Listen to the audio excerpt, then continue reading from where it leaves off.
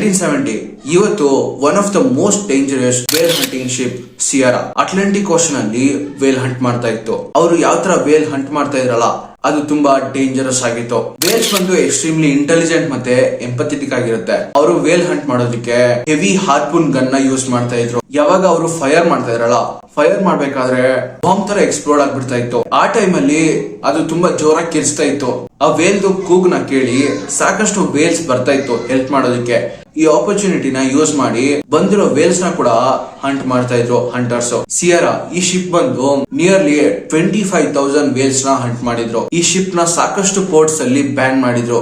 All over the world ಸಾಕಷ್ಟು ports ಅಲ್ಲಿ ಈ ಶಿಪ್ ಎಂಟ್ರಿ ಆಗುತ್ತಾ ಇರ್ಲಿಲ್ಲ. ಅಂಡ್ ಈ ಶಿಪ್ ವಿರುದ್ಧ ಸಾಕಷ್ಟು ಅರೆಸ್ಟ್ ವಾರೆಂಟ್ ಇತ್ತು. 16 ಜುಲೈ 1979 ಯೂಶಲಿ ಈ ಶಿಪ್ ಬಂದು ವೇಲ್ಸ್ ನ ಹಂಟ್ ಮಾಡ್ತಾ ಇತ್ತು. ಪೋರ್ಚುಗಲ್ ಇಂದ 200 ಮೈಲ್ಸ್ ಅವೇ. ಇದೇ ಸೇಮ್ ಟೈಮ್ ಅಲ್ಲಿ ಇನ್ನೊಂದು ಶಿಪ್ ಬರುತ್ತೆ. ತುಂಬಾ ಸ್ಪೀಡ್ ಆಗಿ ಬಂದು ಆ ಶಿಪ್ ಗೆ ಗುದ್ಬಿಡುತ್ತೆ. ಹಂಟರ್ಸ್ ಏನಾಗ್ತಾ ಇದೆ ಅಂತ ಅರ್ಥ ಮಾಡ್ಕೊಳ್ಳೋದಕ್ಕಿಂತ ಮುಂಚೆನೆ ಅದು ಲೆಫ್ಟ್ ಇಂದ ಬಂದು ಇನ್ನೊಂದ್ ಸತಿ ಗುದ್ಬಿಡುತ್ತೆ.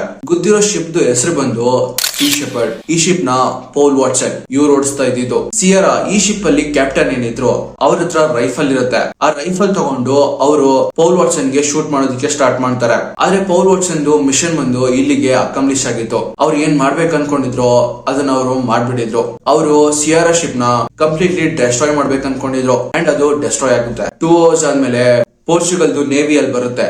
ಬಂದು ಪೌಲ್ ವಾಟ್ಸನ್ ನ ಅರೆಸ್ಟ್ ಮಾಡಿ ಕರ್ಕೊಂಡು ಹೋಗ್ತಾರೆ. ಆದ್ರೆ ಸಿಯರಾ ಶಿಪ್ ನ ಕ್ಲೈಮ್ ಮಾಡೋದಕ್ಕೆ ಯಾರು ಕೂಡ ಮುಂದೆ ಬರೋದಿಲ್ಲ. ಲೇಟರ್ ಪೌಲ್ ವಾಟ್ಸನ್ ಜೈಲಿಂದ ಹೊರಗೆ ಬರ್ತಾರೆ. ಹೇಗೋ ಸಿಯರಾ ಶಿಪ್ ಬಂದು ಲಿಸ್ಬನ್ ಹಾರ್ಬರ್ ಪೋರ್ಚುಗಲ್ ಗೆ ರೀಚ್ ಆಗ್ತಾರೆ. ಫ್ಯೂ ಮಂತ್ಸ್ ಲೇಟರ್ 1980 ಅಲ್ಲಿ ಪೌಲ್ ವಾಟ್ಸನ್ ಕೊಲೀಗ್ಸ್ ಏನಿದ್ರು ಅವರು ಮತ್ತೆ ಈ ಶಿಪ್ ನ ಡ್ಯಾಮೇಜ್ ಮಾಡಿ ನೀರಲ್ಲಿ ಮುಳುಗೋಗ್ ಮಾಡ್ತಾರೆ.